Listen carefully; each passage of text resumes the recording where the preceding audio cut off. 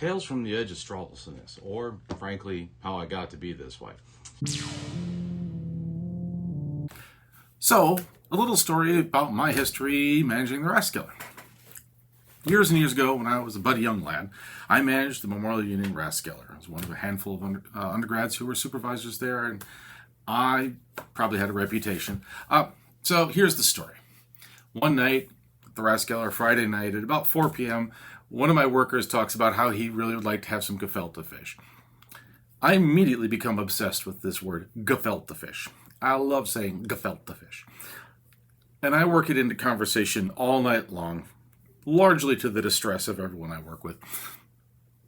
And about 9:30, we realize we've run out of pitchers on a busy Friday night, and I go run to go grab like two giant vertical carts full of pitchers to serve beer at the Union.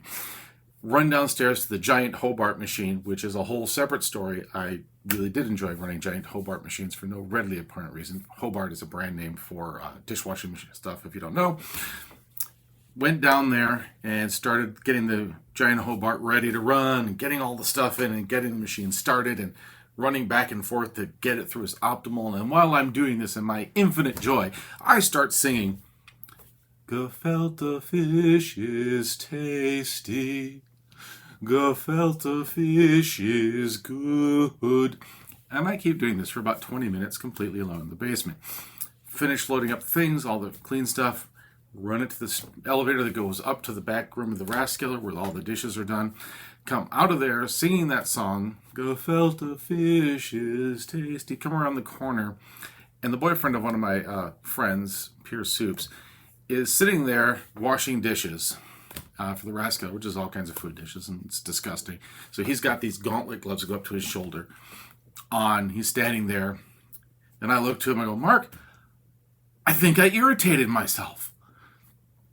And he turns around and he looks at me for a second, takes the long shoulder, armpit length gauntlet glove off, takes the other one off, takes the two rubber gloves that he has underneath of it, those are disposables, throws them in the trash, turns back around to behind where the dishwashing thing is, grabs a beer, takes a long, slow sip of it, stares at me. "You know, Straav, that was bound to happen sooner or later." Puts the beer back, puts all the gloves back on, and goes back to washing dishes, completely ignoring me.